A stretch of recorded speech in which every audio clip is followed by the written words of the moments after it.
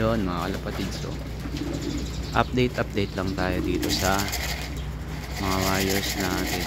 Ayan, bago tayo hanap buhay, trabaho, kain muna.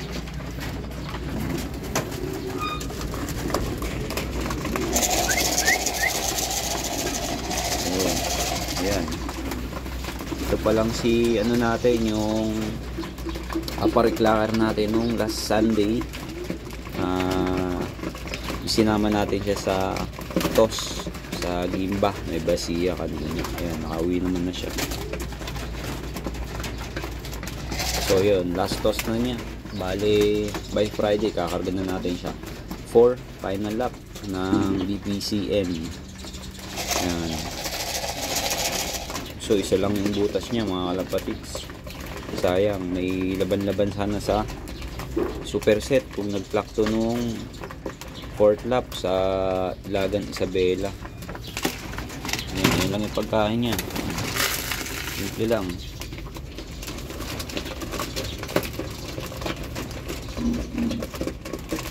Ayan, sabay-sabay na yung patukan nila.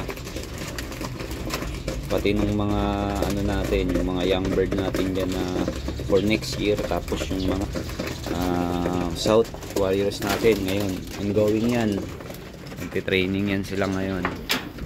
Bali pa 100 kilometers na yung training nila.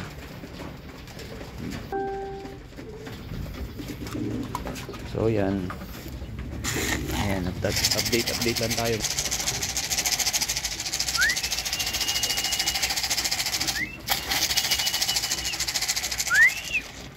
Yan, pag ganyan nga, medyo malikot pa silang papasukin.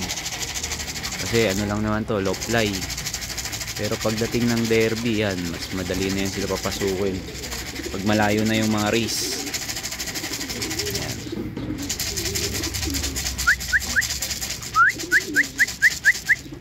Pasok. Yan, straight video lang tayo muna mga kalapatids. Walang cut. Yan. Natural video lang.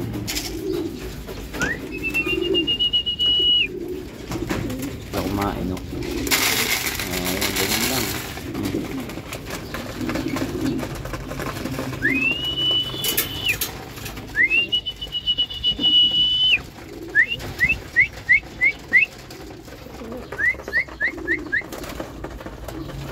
Yan, maya pagtapos kumain, eto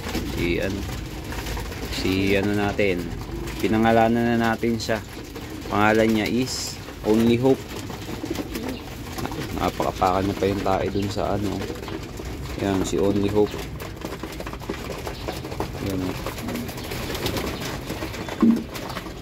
Only Hope. Yan.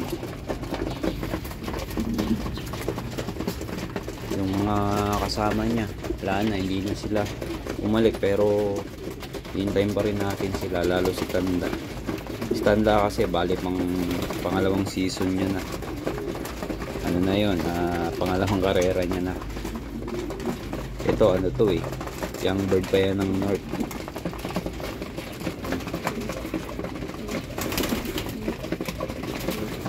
Si Only Hope. Yan. Sana yan makatapos siya ng karera. Bonus na lang siguro kung mapapaklak natin siya sa Sunday. Yan. Bali, nire-entry natin siya ng auction. Tapos i-entry na rin natin yan ng Battle of the Champion, BOTC final lap. Yan. Yan, yung final ano pala nung nakaraang Sunday is pang 69 siya sa clocking. Hard race yun mga kalapatids. Napakahirap ng pa-clocking nun. Medyo parang okay naman na yung ano niya, yung condition niya. Ayan. Pero ano pa yan, i-condition pa natin siya hanggang Friday.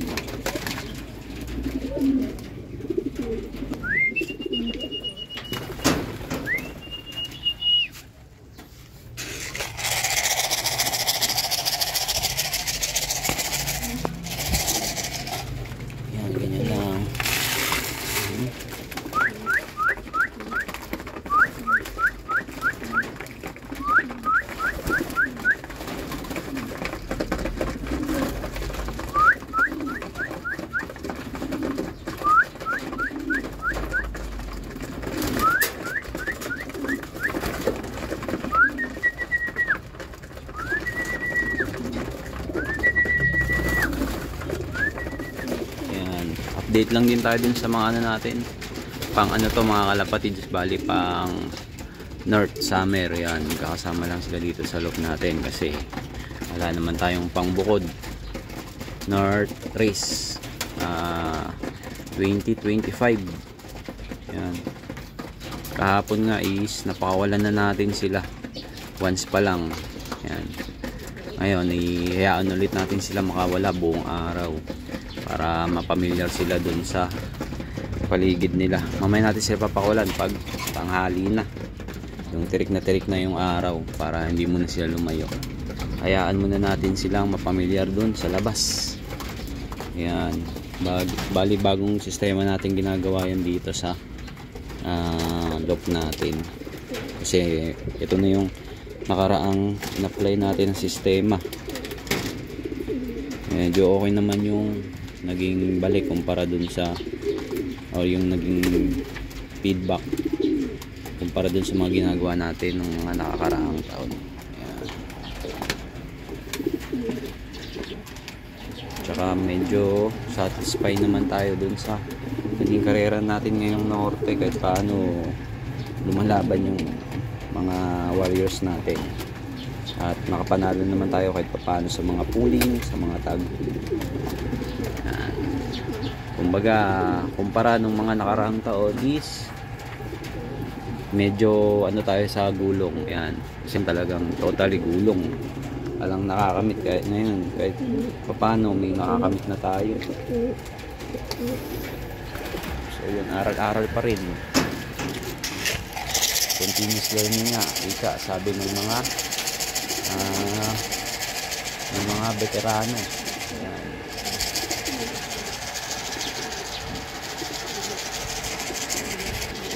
So yun na lang siguro muna ngayon mga kalapatids. Dito ko muna tatapusin yung video natin. So yan, follow, subscribe for more. God bless mga kalapatids.